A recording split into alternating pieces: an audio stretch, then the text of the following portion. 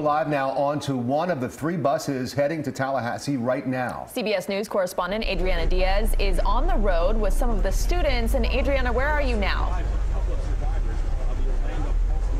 Well, Rita Bay, we've just pulled into a rest stop, so students will be filing off of this bus any time now. But they've been on this bus for hours. We're just approaching Orlando. We have a few more hours to go until we get to Tallahassee. And what they're doing while they're here is talking about these issues, writing lists about what they want to demand when they talk with lawmakers. Some of them are writing speeches. Others, I see, are reading articles about the latest news on this issue. They say they're going to be the ones. They are the generation that can really spark change because they lived through this. They lost friends in this tragedy. So they want to speak face to face to lawmakers to tell their story and make their demands. Adriana, while those students travel to Tallahassee, lawmakers in the Capitol have already held a vote today to vote down a motion to ban assault weapons. Are the students aware of that? And if they are, what are they saying?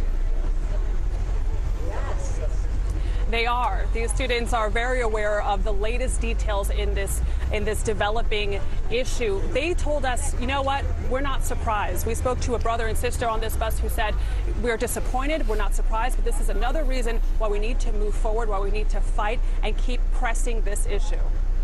And so many people around the country have been so impressed with their ability to organize, their ability to come together and demand action. What are some of the ideas they're tossing around that they hope to present to lawmakers?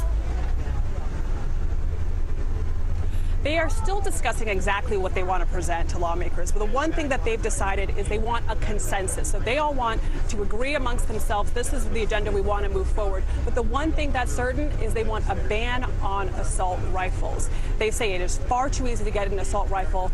They're talking about perhaps seeing if the minimum age required to buy guns and weapons could be raised. They're really being creative about different ways that this issue can be addressed. And they say, we know we have to compromise.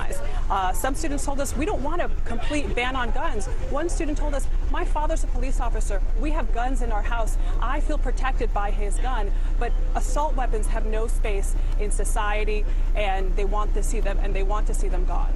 Adriana, I just wonder if these kids that you're with understand that the eyes of the world are really on them. No matter where people fall on the gun debate or assault rifles, people all over are looking at these young kids and they're amazed at the poise and the maturity and the passion that they have for this issue. Are the children aware of that? Do they know that everybody's watching and listening to them?